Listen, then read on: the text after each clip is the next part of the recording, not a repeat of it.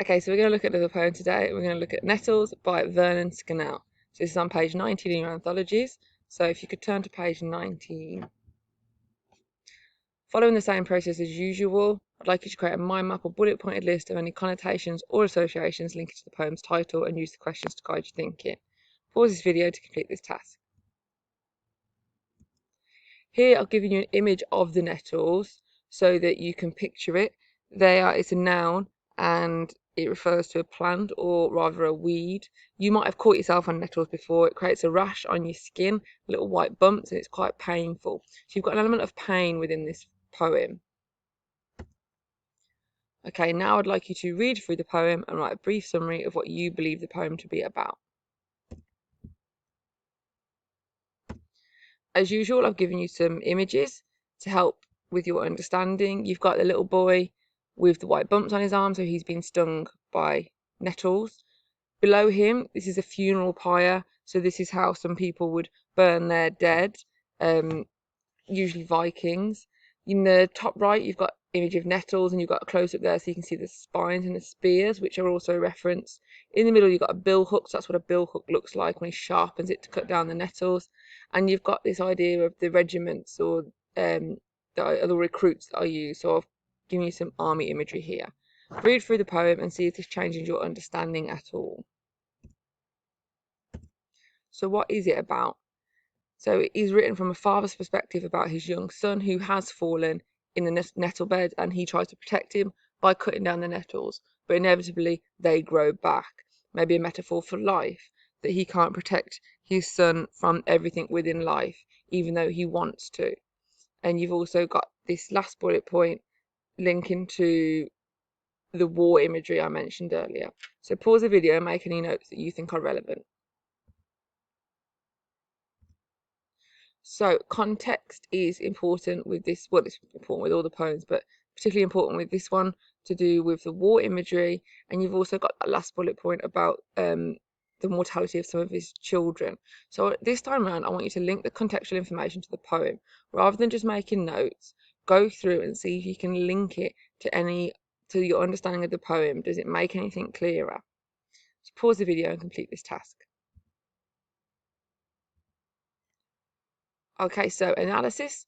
What inferences can you make about the poem and its speaker? So go through, look at the imagery, look at the words in use that it uses, like nettle, bed, nettle being painful, but bed being soft. There's a contrast here. He's 3. The fact he uses the word 3 shows a bit of vulnerability.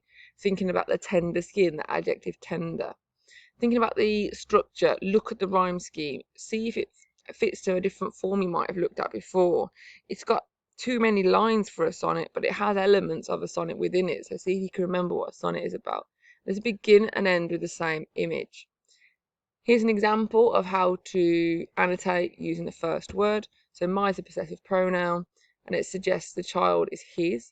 It heightens the pain, and it also makes the father solely responsible for this incident, even though it's an accident. So from the father's perspective, so it's showing his thoughts about protecting his son or not being able to protect him. So pause this video to complete this task. As usual, I've given you a link in the description so you can check your understanding, but try it first by yourself.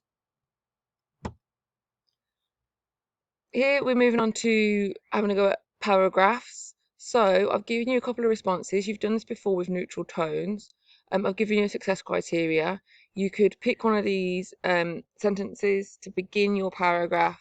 First 2 are not easy, but easier. Middle 2 are a little bit more challenging, or you could write your own. Feel free to send this me to check.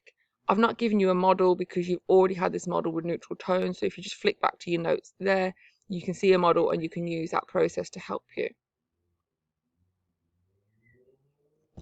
So comparison, we're beginning to look at comparing these poems to other poems. If I was going to give you these 2 themes or focuses, which poems would you compare this one to and why? So pause the video and complete this task. So family, there's a few for family. You've got the other poems to do with father-son or grandfather-son relationship. So you've got a child who's sick grandfather and my father would not show us. These are nice, easy ones to compare it to, but you've got different elements here.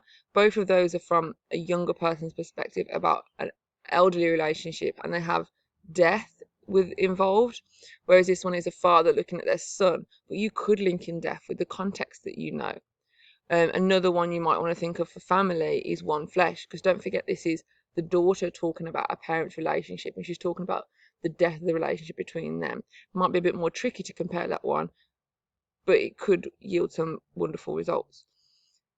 The other focus I've asked you to look at is fear. So you can see the father's fear within this poem with just the nettles in the garden, and then the nettles later on in life that this child might face, the dangers he might face later on with life. When we looked at fear before, we've looked at first date, he and she, but this is more of a fear of what the other person thinks, so it might not be the best one to compare. Another one that stands out to me is the manhunt, as this one is to do with the fear of war, the after effects of war. This one is a relationship between a man and a woman, and you've got the fear of a father and child here, but both have war elements. That'd be a really good one to compare due to the contextual information. Final thought. At the beginning and the end of the poem, Scannell refers to the child as my boy, but in the middle he calls him the boy. Why do you think he's chosen to do this? Email me your personal response, and I look forward to hearing from you soon.